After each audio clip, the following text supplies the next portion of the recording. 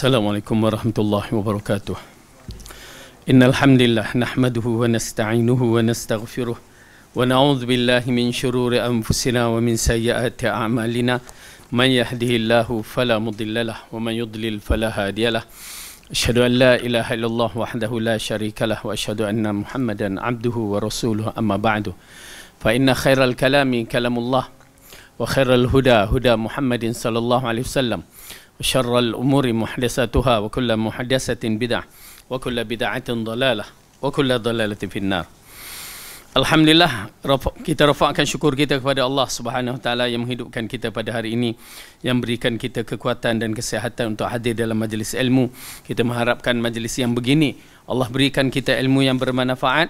Seterusnya Allah memberikan kita istiqamah dalam siri beramal, dan yang paling penting kita Allah terimakan amalan kita sebagai amalan yang terbaik untuk diberatkan timbangan kita di akhirat kelak, seperti mana yang disabdakan oleh Rasulullah sallallahu alaihi wasallam, man salaka tariqan yaltamasu fihi ilman sahhalallahu lahu tariqan ilal jannah. Barang siapa yang berusaha untuk menuntut ilmu, Allah akan permudahkan baginya jalan ke syurga, dan kita mengharapkan kita semua di kalangan orang yang dipermudahkan jalan ke syurga. Amin ya rabbal alamin. Baik, kita telah selesai pada pelajaran-pelajaran yang lepas untuk membicarakan liku-liku perjalanan hidup kita di akhirat, dan kita telah membicarakan tentang perjalanan yang paling menggerunkan dari permulaan sampai hari yang mana penentu kita sama ada kita ahli neraka ataupun ahli syurga, ya. Dan mintalah kepada Allah, ya, kedudukan kita di dalam syurga. Mudah-mudahan Allah meletakkan kita di antara tempat yang terbaik di dalam syurga.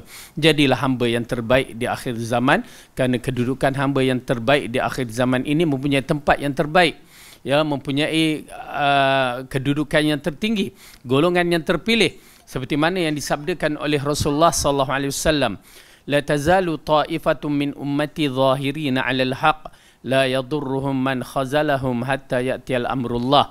Akan berterusan di kalangan umat aku yang akan menegakkan kebenaran, dan mereka itu tidak akan dimudaratkan oleh sesiapa sehingga datang keputusan Allah ataupun mati syahid. Jadi oleh kerana itu golongan ini akan muncul berterusan di hari akhir zaman ini.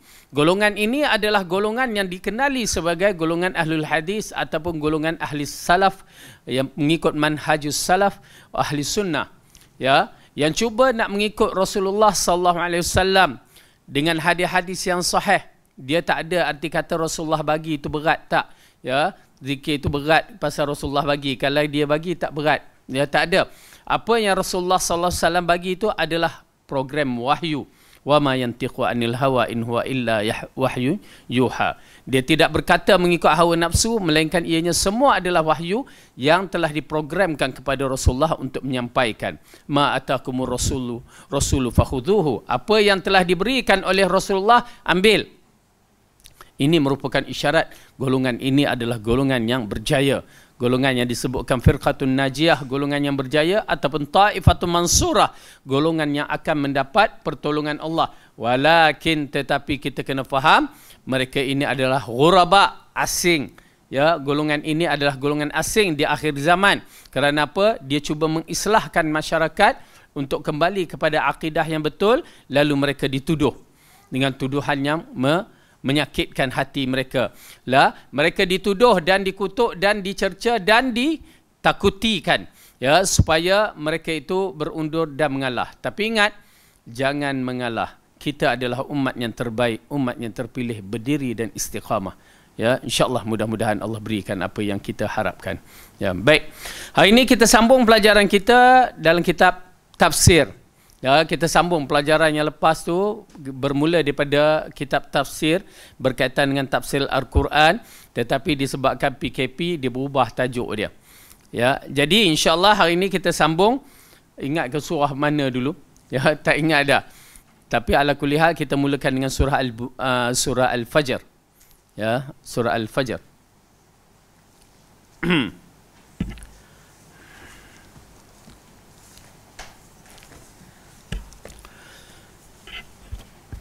A'udzu billahi minasyaitonir rajim. Surah Al-Fajr, surah yang ke-89, juzuk yang ke-30. Bismillahirrahmanirrahim. Wal fajr walayalin ashr wasyaf'i wal watr wal layli idha yasr hal fi dhalika qasamul lidhi hijr alam taro kaifa fa'ala rabbuka bi'ad irama dhatil imad allati lam yukhlaq mithluha fil bilad wa thamud alladhina jabu as-sakhra bil wad wa fir'auna dhil autad alladhina taghaw fil bilad fa aktharu fiha al fasad فصب عليهم ربك صوت عذاب إن ربك لبالمرصاد.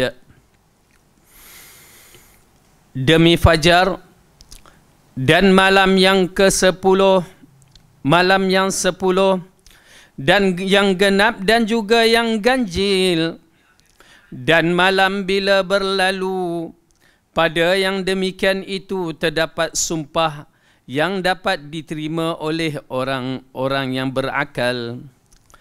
Apakah kamu tidak memperhatikan bagaimana Tuhanmu berbuat terhadap kaum Ad, iaitu penduduk Iram yang mempunyai bangunan-bangunan yang tinggi, yang belum pernah dibangunkan suatu kota seperti itu di negeri-negeri yang lain, dan kaum Thamud yang memotong batu-batu besar di lembah, dan kaum Fir'aun yang mempunyai pasak-pasak, yang berbuat sewenang-wenang di dalam negeri, lalu mereka berbuat banyak kerosakan dalam negeri. Kerana itu Tuhanmu menimpakan kepada mereka cemeti azab. Sesungguhnya Tuhanmu benar-benar mengawasimu. Baik.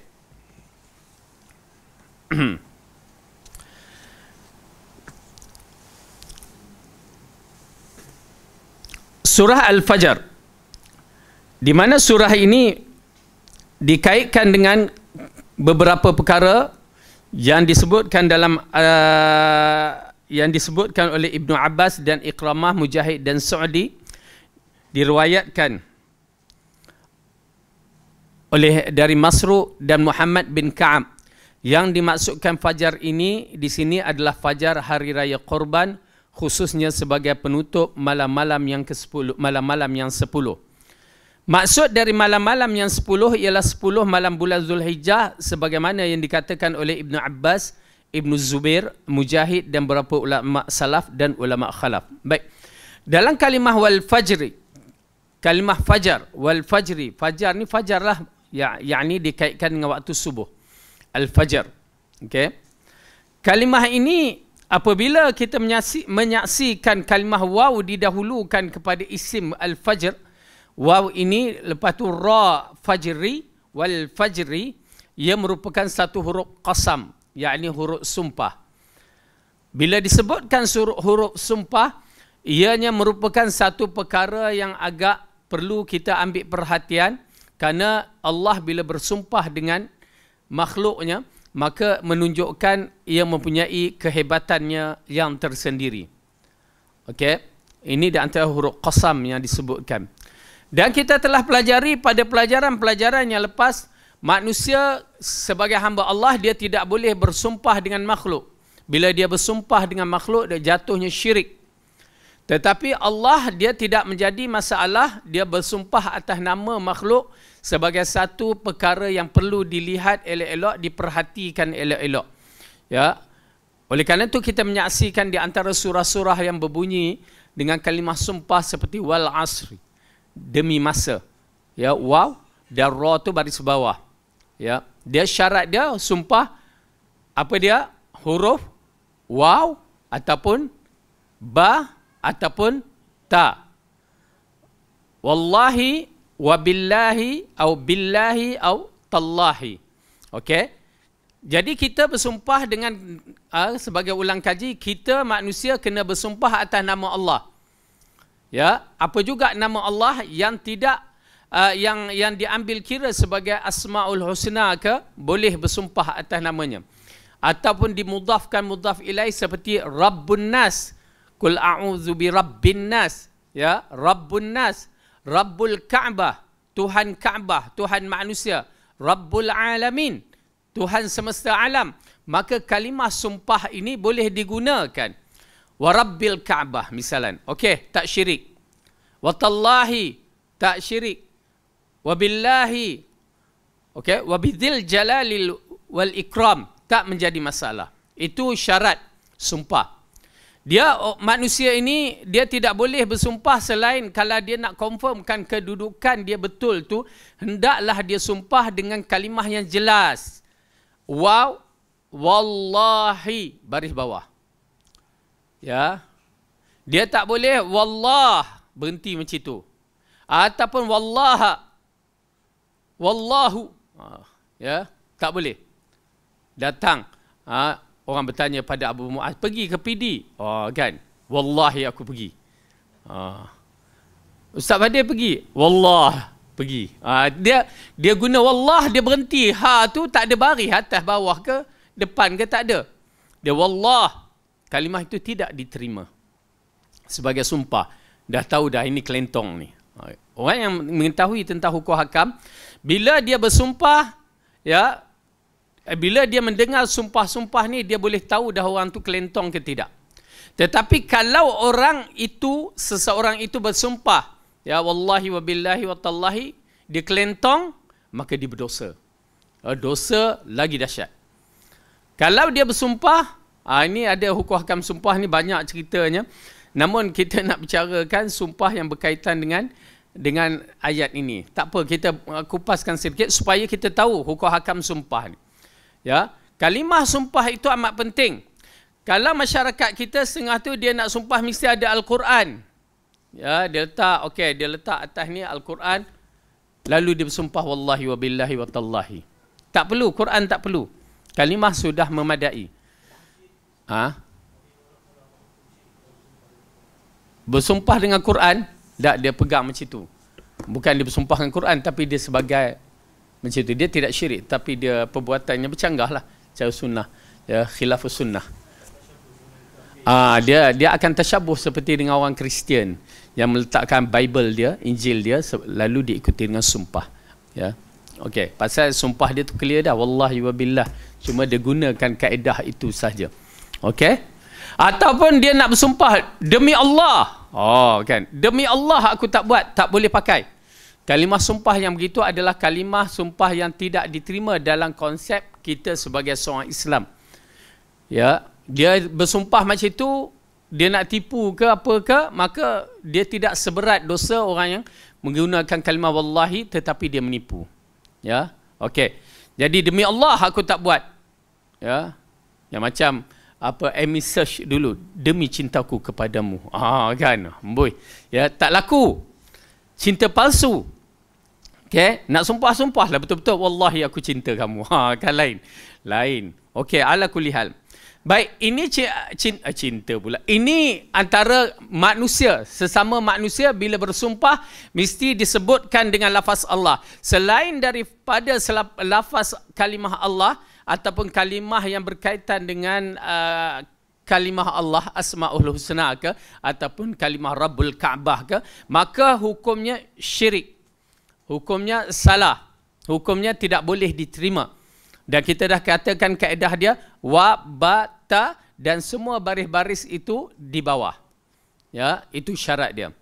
Kalau orang tu datang demi Allah ke wallah wa tallah, macam itu je bunyinya, maka ianya tertolak. Maka tidak boleh dia ambil kira. Okey. Kemudian di antara yang dikaitkan dengan masalah sumpah ini juga apabila dia lapikkan dengan insya-Allah. Insya-Allah ni main peranan yang kuat sebenarnya. Wallahi aku akan buat insya-Allah. Bila sebut insya-Allah dia jadi longgar. Wallahi bila dia sebut wallahi dia keras, dia mesti buat. Tetapi insya-Allah dia kata aku akan buat. Maka bila ada insya-Allah, maka dia jadi longgar. Ya, maksudnya kalau dia buat tu, alhamdulillah. Kalau dia tak buat, kita tidak boleh menyalahkan dia. Kamu dah bersumpah nak buat, ya, tapi kamu tak buat.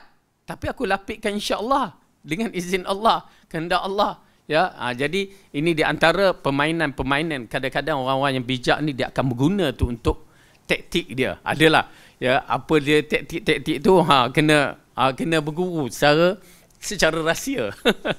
Tak ada secara rahsianya. Okey.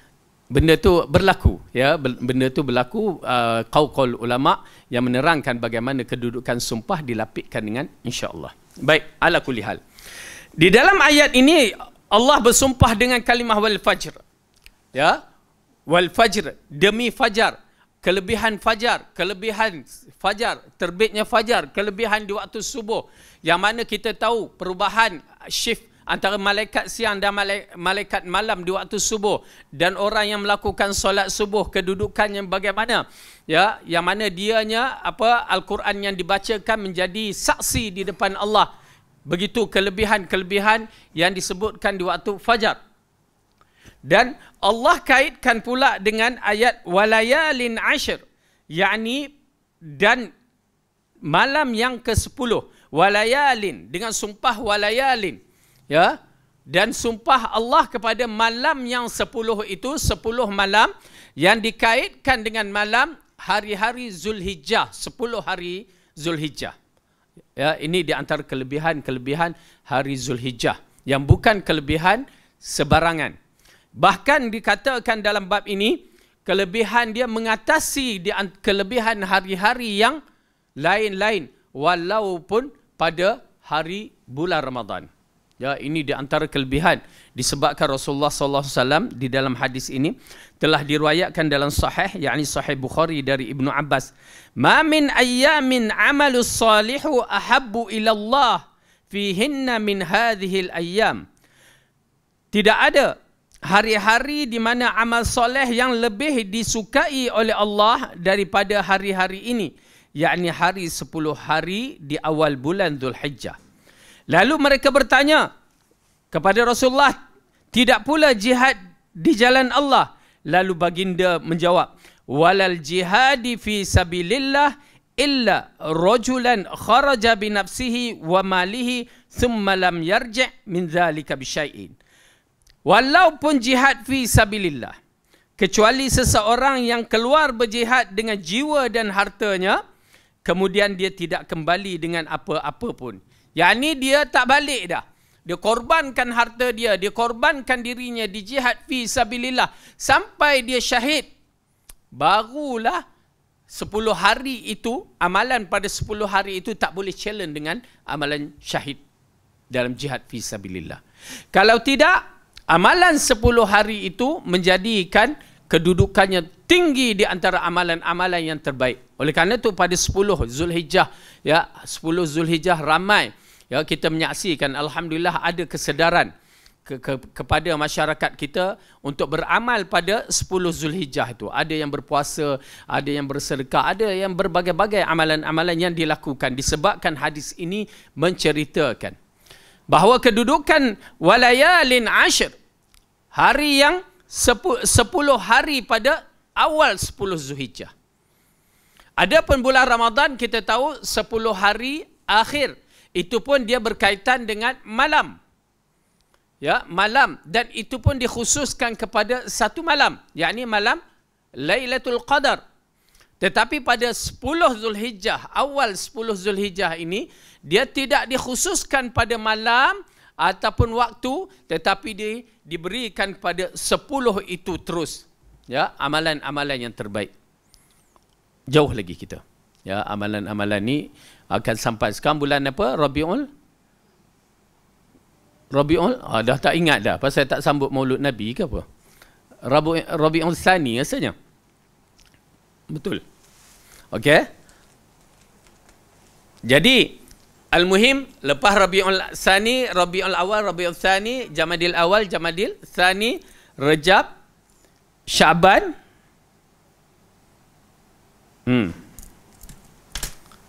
Ramadan, Zulkaidah, Syawal, Zulkaidah wa Zulhijjah. Ya, insya-Allah qarib. Kita akan berhadapan dengan hari-hari yang begitu. Kemudian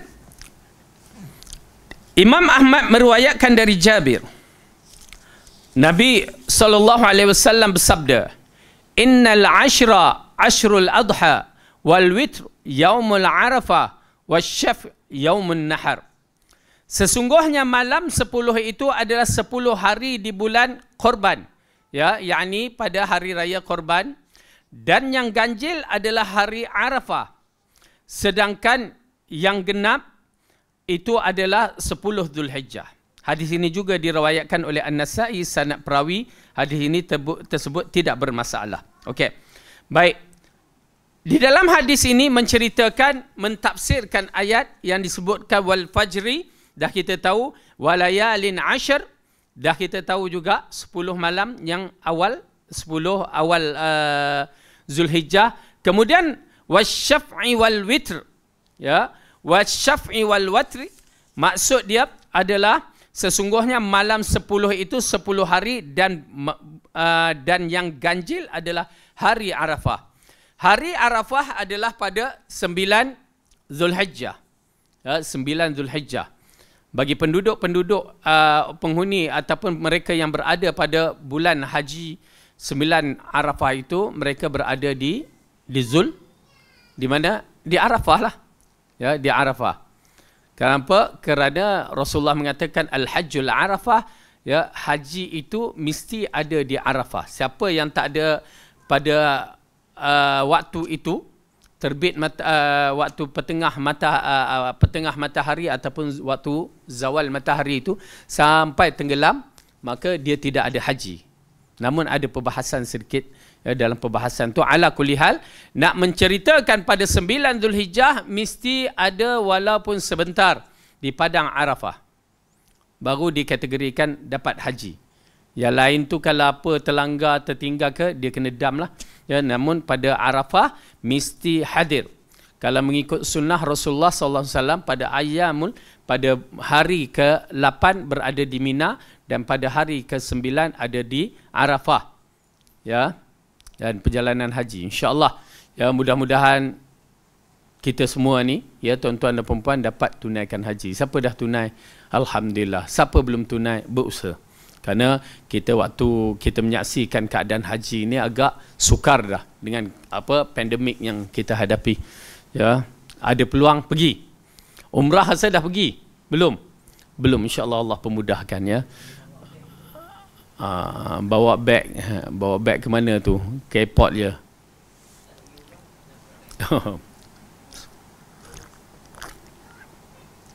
InsyaAllah kalau tak ada halangan saya pergi 24 hari bulan Februari, insyaAllah kalau tak ada halangan. Bawa grup juga, okay? Bawa grup, bawa MKM, okay? InsyaAllah Allah buka jalan. Baik, di dalam ayat ini mengisyaratkan kepada kita bahawa sumpahan Allah bersumpah dengan nama-nama dan tempat-tempat, ataupun dikatakan bahawa hari ke-9 dan hari ke-10. Dan kita tahu kemuncak di antara hari-hari ini merupakan hari yang cukup hebat. Yang mana orang-orang yang berada di Arafah Allah berbangga. Yang disebutkan dalam hadis Allah turun ke langit bumi, ya, dan dia berbangga dengan hamba-hambanya yang berada di padang Arafah. Ini di antara keistimewaan orang yang melakukan haji pada hari Arafah. Ya, dan begitu juga pada hari 10, selepas je pada 9 itu kita akan turun ke Muzdalifah dan ke Mina, maka disitulah hari yang dikaitkan dengan hari raya Aidil Adha. Ya. Okey. Kemudian selanjutnya firman Allah wasyaf'i wal watri, demi yang genap dan yang ganjil. Dalam hadis tadi kita dah terangkan yang genap itu adalah hari yang 10, yang ganjil itu adalah hari yang ke-9. Okey. Jadi ini di antara perkara yang agak menarik dalam siri 10 hari awal pada bulan Zulhijjah. Jadi kita jadikan perkara ini sebagai amalan kita satu hari nanti, ya, pada bulan Zulhijjah, supaya dapat kita beramal. Ya, kita beramal. Kerana ganjaran yang besar nak berbandingkan dengan jihad fi sabilillah. Tahu tak kita bahawa jihad itu adalah kemuncak di antara amalan-amalan yang terbaik yang tidak ada tolok bandingnya. Ya, selepas solat, selepas fardu yang lain tu, jihad adalah amalan yang terbaik yang tidak ada tolok banding. Kenapa? Kedudukannya sampai mengorbankan diri, sampai mengorbankan harta, tetapi boleh ditandingi dengan 10 hari amalan yang kita lakukan kepada bulan Zulhijjah. Ini kelebihan umat Muhammad. Ya Allah berikan kelebihan kepada kita dengan keadaan yang mudah.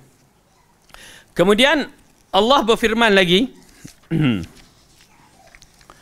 "Wal-laili idza yas hal fi dzalika qasamul lidhi hijr." Allah berfirman, "Wal-laili idza yas", demi malam apabila telah berlalu. Al-Aufi berkata, Ibnu Abbas berkata, yakni apabila malam telah pergi. Abdullah bin Az-Zubair berkata tentang demi malam apabila dia berlalu, hingga sebahagian malam pergi meninggal sebahagian yang lain. Mujahid, Abul Aliyah, Qatadah, Malik berkata dari Zaid Ibnu Aslam dan Ibnu Zaid tentang ayat demi malam apabila berlalu, yakni apabila berjalan. Okey, dalam bab malam ini kita telah bicara pada pelajaran yang dulu, ya, yang disebutkan dalam surah Al-Lail, ya. Jadi malam mempunyai kelebihan yang tersendiri. Malam mempunyai kelebihan dia tersendiri apabila Allah telah mengistiharkan, ya, melalui hadis Rasulullah SAW bahawa dia turun ke langit bumi pada 1/3 akhir malam. Apabila Allah telah mengistiharkan kedudukannya begitu, berarti 1/3 akhir malam itu merupakan waktu yang paling istimewa, yang dipahami oleh ulama-ulama salaf, golongan-golongan yang terdahulu. 1/3 akhir malam itulah adalah waktu bermunajat yang paling dahsyat. Tuan-tuan dan perempuan, waktu-waktu yang begini sebenarnya kita mempunyai kesempatan untuk bermunajat kepada Allah, tetapi kadang-kadang kita terlupa, kita terlalai, tidak dinafikan. Oleh kerana itu kita menyaksikan Rasulullah SAW, dia bangun pada 1/3 akhir malam dan dia mengejutkan orang-orang yang terdekat termasuk anak menantu dia, ya, untuk bertahajud tengah malam. Dan kadang-kadang dia keluar mendengar di antaranya Abu Musa Sy'ari, Abu Bakar dan Umar melakukan solat malam, ya, yang mana dikatakan, "Ya Umar, kamu baca terlalu kuat. Ya Abu Bakar, kamu baca terlalu perlahan. Ya Abu Musa Sy'ari, suara kamu seperti suara Mizmarud Daud, suara Nabi Daud." Ya. Jadi mengisyaratkan kepada kita bahawa para sahabat memang kaedah mereka 1/3 akhir malam itu mereka dalam keadaan berjaga, bertahajud, bermunajat. Ya, kita wallahu alam, ya, saya sendiri pun bermasalah kadang-kadang, ya. Sedangkan Allah mengatakan dalam Al-Quran, wabil asharihum yastaghfirun, dan pada waktu sahur mereka itu beristighfar. Di sini datang kaedah 1/3 akhir malam itu ataupun di waktu sahur itu adalah waktu yang paling istimewa untuk kita beristighfar. Ya, tuan-tuan dan perempuan, carilah satu ketenangan, satu kenikmatan dan satu kemanisan pada 1/3 akhir malam. Bermunajat kepada Allah. Oleh kerana itu orang-orang yang terdahulu sehingga di kalangan mereka mendirikan solat malam itu, kadang-kadang bila kita melihat Huzaifah meriwayatkan hadis bagaimana Rasulullah SAW mendirikan solat malam. Aku berdiri di samping Rasulullah SAW pada satu ketika, ya, waktu itu Rasulullah solat malam, dia membaca dengan surah Baqarah, kan? Lalu dibaca, aku sangka pada ayat begini dia akan rukuk. Rupanya dia tak rukuk, dia teruskan. Lalu dia baca lagi, baca sampai habis. Aku menyangkakan dia akan rukuk. Tak, dia tak rukuk. Dia sambung surah An-Nisa. Subhanallah. Tuan-tuan dan perempuan, berapa panjang tu? Baqarah 1 juzuk, 2 juzuk, 2 juzuk, lebih kurang 2 juzuk setengah. Ya. 1 juzuk 40 minit kalau baca bacaan biasa. 40 minit. Bayangkan Rasulullah sallallahu alaihi wasallam berdiri 40 minit, berapa? 80 minit, habis Baqarah, masuk suratul Nisa. Subhanallah, panjang. Ya. Kita diri, imam baca tarawih, ya, 2 muka dah rasa panjang. Rasa nak mufarakah, kan? Tapi itulah yang mana Rasulullah sallallahu alaihi wasallam mengingatkan tentang kelebihan kita bertahajud bila siapa yang membaca 100 ayat. Ya, 100 ayat. Tuan-tuan dan puan-puan, cuba kita dapatkan walaupun yalah kita tengok kita hafal surah apa. Kalau tak dah hafal surah, anak kita hafiz, minta dia jadi imam, kan? Baca untuk mendapatkan satu tahap di antara orang yang zakirinallaha katsiran wadzakirat, orang lelaki yang banyak mengingati Allah dan orang yang banyak, perempuan yang banyak mengingati Allah, ataupun dijadikan di kalangan golongan yang disebutkan dalam Al-Quran qanitin, orang yang begitu berdiri, bermunajat, berdiri menghadap Allah itu dalam keadaan yang lama. Qanitin, yang disebutkan barang siapa yang membaca 100 ayat maka dikategorikan sebagai seorang yang qanitin. Buat walaupun sekali. Ya, buat walaupun sekali. Kalau kita tak hafal semua pun tak apa. Ya, kenapa? Kalau kita baca surah Baqarah sampai ayat yang ke-100 itu sebelum wattaba'u ma tatlu syayatin. Ya. Maka dikategorikan. Ambillah 2 rakaat ke sampai dapat 100. Kalau tidak pun kita tak hafal, ustaz, ya. Baca yang kita hafal yang mana ayat-ayat tu, yang pendek-pendek ke. Ambillah ayat kuliah, kan. 6. Dia ada 6 ayat. Baca 10 kali dah 60. Kan. Itu je yang boleh hafal. Misalan, ya. Tak menjadi masalah ayat-ayat itu diulang. Kerana kita ingin mendapat darajat qanitin. Ataupun yang mana kita hafal tu tengok kira. Ya, kira juzuk amma ni. Qul huwallah berapa ayat? Qul a'udzu birabbin nas 6. Qul a'udzu birabbil falaq 5. Qul huwallah 4. Dah 15. Okey? Kita kira macam itu. Lepas tu kita bawa dalam solat malam. Ya, paling kurang. Kalau tak juga, kita dibenarkan memegang Al-Quran. Dan saya nasihat, jangan pegang handphone. Kadang-kadang ada Al-Quran handphone, kan. Dia ada benda kacau kadang-kadang. Ya. Dia kadang-kadang dia masuk iklan. Itu yang tak tahan tu. Masuk mesej. Dia mengganggu. Mula nak warak, tak jadi warak. Dia terganggu. Okey. Okey. Yang sebaik-baiknya peganglah Al-Quran yang kecil tu baca. Untuk mendapat taraf qanitin. Namun begitu kita melihat bahawa berusahalah. Kenapa? Wabil asharihum yastaghfirun. Sesungguhnya orang-orang ini bila di waktu malam, waktu sahur, mereka adalah waktu mereka beristighfar. Lihat nak bangun. Memang terjadi perasaan malas. Disebabkan apa? Tuan-tuan dan perempuan, tidak dinafikan. Disebabkan dosa-dosa kita. Ya, bila ada dosa-dosa yang kita lakukan, ya, kita akan saksikan memang solat malam menjadi kacau. Nak bangun tengah malam dia akan kacau. Tak mana dosa kita? Kita tak perasan sebenarnya. Dosa-dosa kita ni di kiri kanan, terutamanya di gadget-gadget ni. Ya. Kalau kita iltizam dengan gadget, banyak dosa kita. Pasal apa? Channel kita ni bukan channel warak belaka. Ya. Bukan kita seperti orang-orang yang dah memang diletakkan benda-benda yang bermanfaat. Itu pun syaitan datang juga. Ya. Lihat, tak percaya, lihat. Kalau tuan-tuan nak rasa, kan, okey, kita rasa tenang sekarang, kan. Cuba buat, bukan nak kata cuba buat dosa. Ya. Kita tengok dalam ni cerita-cerita ke, cukup setengah jam, kita akan rasa tidak tenteram. Rasa serabai, rasa berbagai-bagai. Ya. Dengan mata pun dah berpinar dengan cahaya dia kuat. Ya. Kena pula diikuti, kita suka main game lagi. Bom bom bom bom, anak duduk tepi pun kacau, kita marah, aku tengah main game ni. Lagi kita akan menyaksikan, ya, itu semua maksiat yang akan merosakkan jiwa kita, yang akan menyusahkan untuk bangun tahajud. Ya. Pasal ustaz pun kena juga. Kadang-kadang terasa ya susah nak bangun, rasa malas, dia datang rasa malas.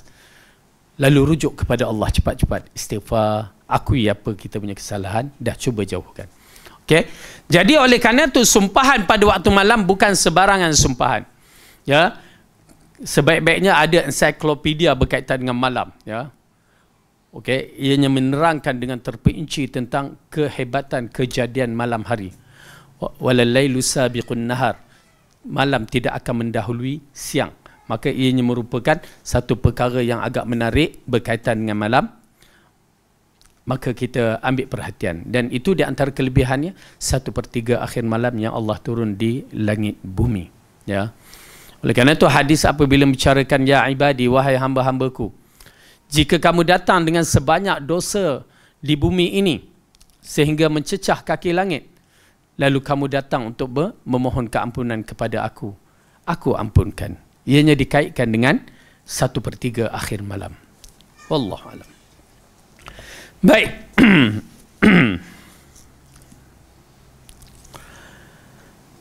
Lalu dalam firman Allah yang berikutnya, hal fi dzalika qasamul lidhi hijr.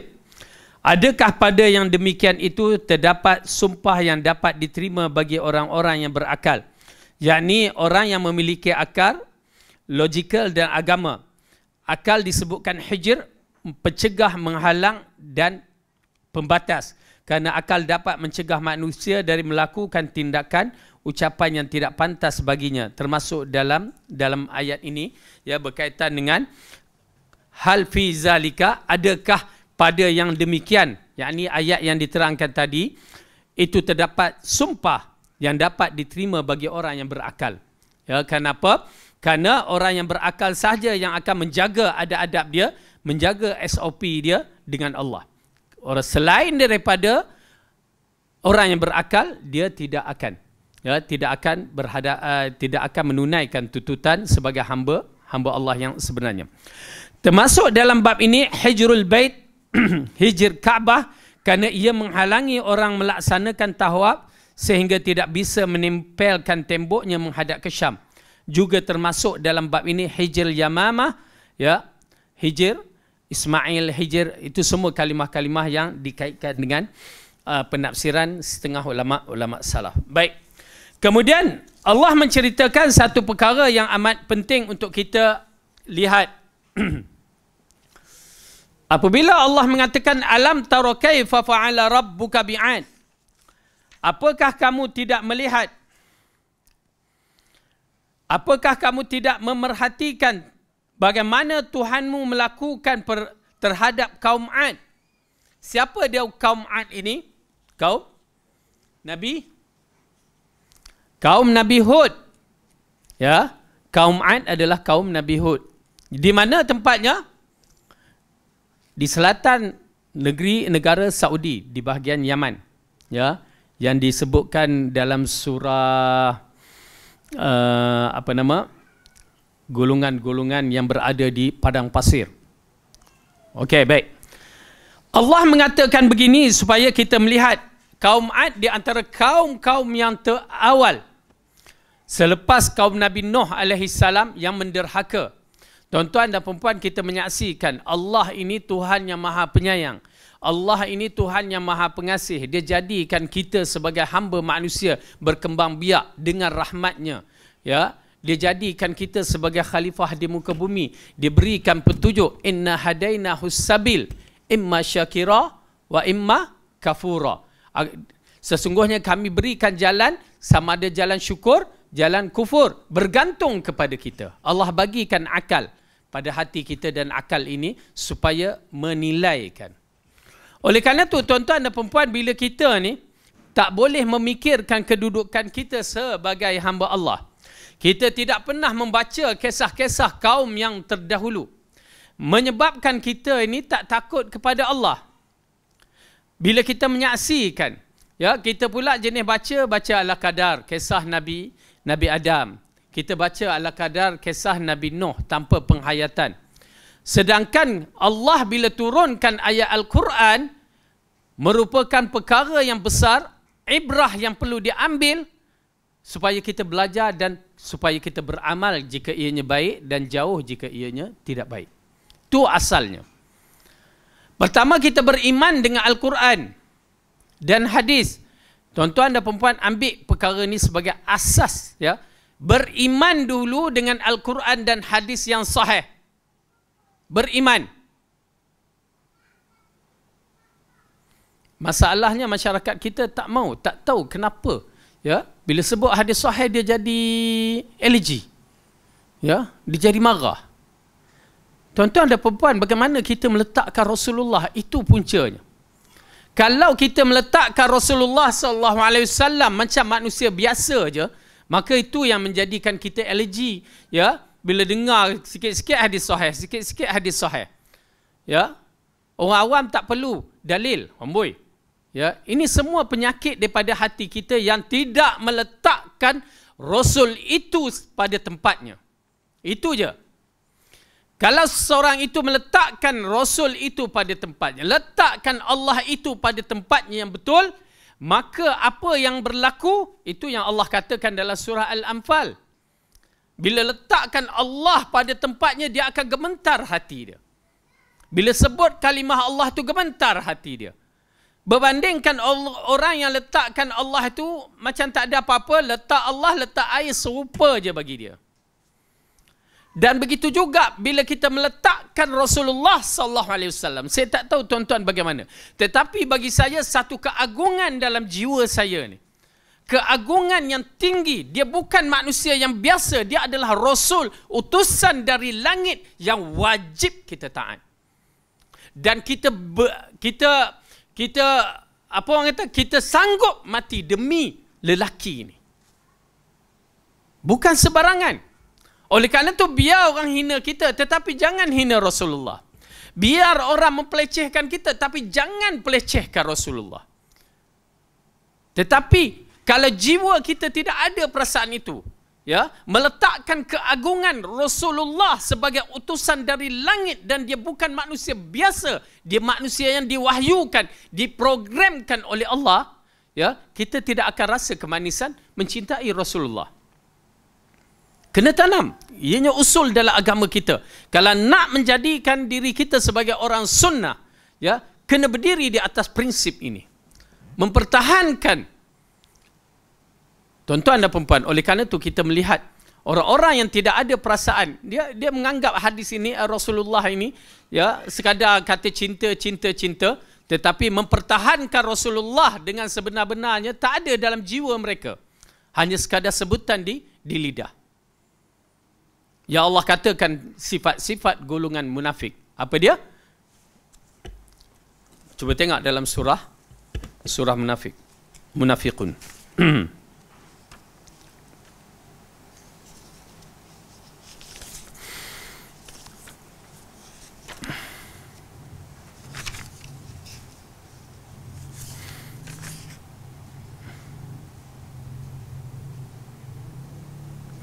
Apabila Allah berfirman dalam surah Al-Munafiqun, surah 63, juzuk yang ke-28.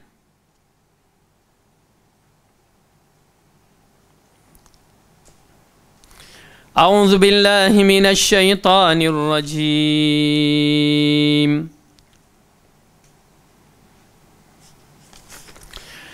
Bismillahirrahmanirrahim. إذا جاءك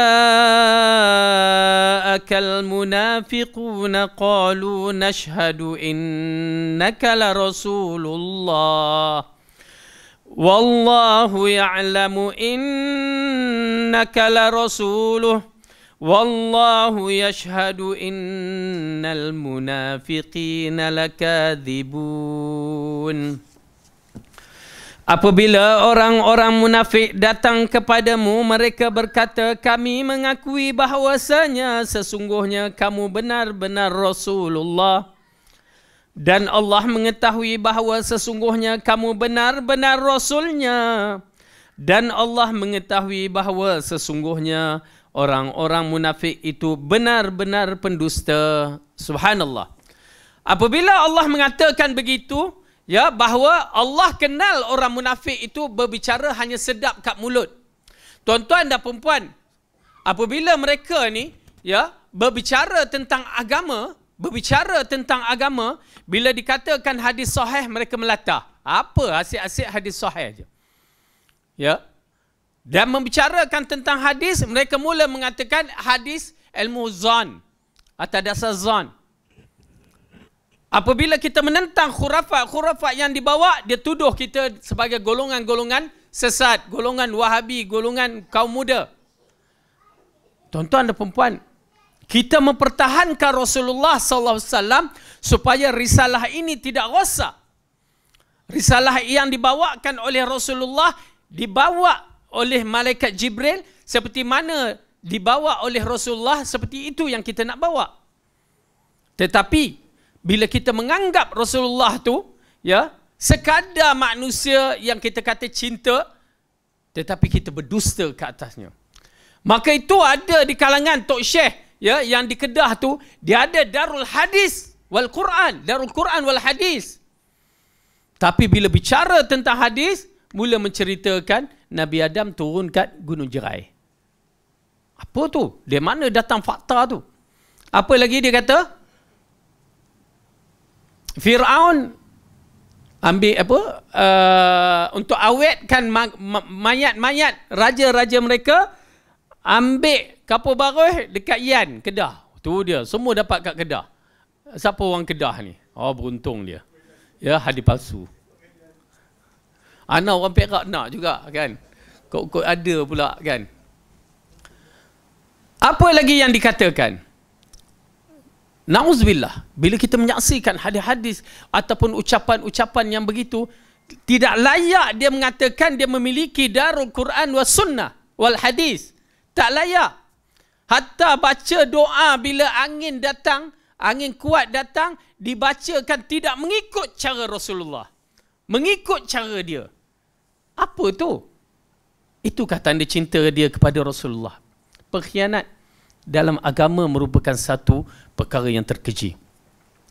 Kita boleh mengenali. Oleh kerana itu Sayyidina Ali radhiyallahu anhu mengatakan, al-haqqu la yu'rafu birrijal. Kebenaran itu tidak dilihat kepada lelaki itu. Amboi waraknya ustaz, ya, dengan kopiah, serban, jubah, janggut. Itu bukan kebenaran. Walakin ta'riful haqqa wa ta'rifur rijal.